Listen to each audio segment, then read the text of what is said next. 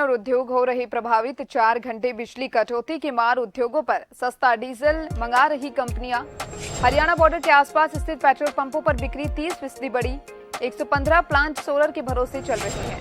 हरियाणा अलवर सीमा पर 180 petrol pump. ज्यादातर पंपों पर पहुंच रही राजस्थान की ग्राहक।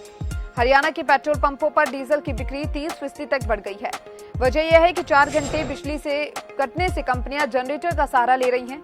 हरियाणा से सटे भिवाड़ी, शाहजहांपुर और रामगढ़ क्षेत्र के करीब 180 पेट्रोल पंप है। राजस्थान से करीब 5 रुपए सस्ता डीजल मिलने के चलते कंपनियां वहां से डीजल मंगा रही है।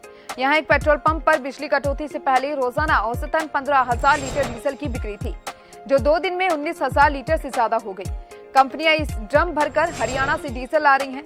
भिवाड़ी में 115 कंपनियां ऐसी हैं जो रोजाना 4 लाख से ज्यादा यूनिट बिजली सौर ऊर्जा से बना रही है। अपनी पूर्ति के बाद शेष बिजली निगम को बेच रही हैं। अब कंपनियां सोलर ऊर्जा की ओर विशेष ध्यान देने लगी हैं। बिजली संकट के समय इन्हें इसकी महत्ता का पता लग गया है। बिजली निगम ने संकट को देखते हुए कंपनियों को आदेश जारी किया। शाम 6 से 10 बजे तक स्वीकृत क्षमता से आधा लोड ही उपयोग करने के आदेश जारी।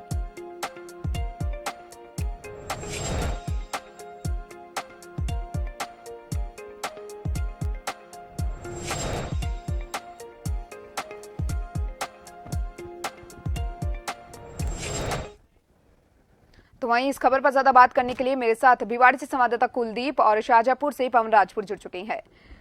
तो चलिए बात करते हैं बिजली संकट के बारे में। राजस्थान में बिजली संकट लगातार बढ़ता जा रहा है। जहां बात करें, अगर शाहजहांपुर, पवन राजपूत आपसे बात करना चाहें तो राजस्थान में लगातार बिजली कटौती, तो वहीं अगर बात करें पानी संकट भी यहाँ पर देखने को मिल रहा है, कोयला संकट भी देखने को मिल रहा है। क्या कुछ प्रभाव इसका आमजन पर और उद्योग धंधों पर पड़ता दिखाई दे रहा है?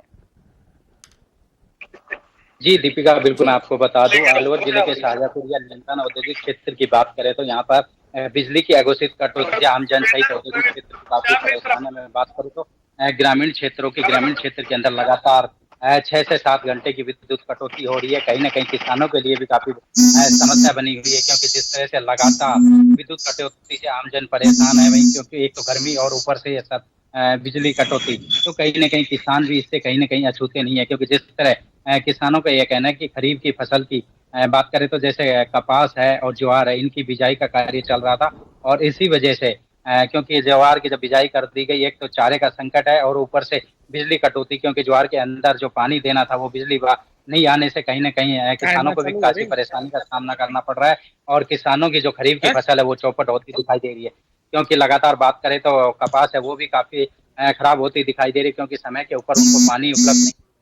वही कपास की बात करें तो या फिर जो प्याज के कण है, क्योंकि अलवर के अंदर प्याज की पैदावार की काफी पैदा होती है, कहीं ना कहीं वो बीज तैयार किया जा रहा है, वो भी पानी के अभाव में अंदर सूखता हुआ दिखाई दे रहा है। वही किसानों सहित अब औद्योगिक क्षेत्र की बात करें तो औद्योगिक क्षेत्र के अंदर बार बार कटौती ऐसे लेकर औद्योगिक विभाग काफी परेशान है, क्योंकि जिस तरह से बार बार विद्युत कटौती होने को लेकर औद्योगिक क्षेत्र का बताना, औद्योगिक के जो कर्मचारी उनका कहना है कि पहले तो कोरोना की मार थी और अब कहीं ना कहीं ये विद्युत कटौती ने आमजन का वो बेहाल कर रखा है।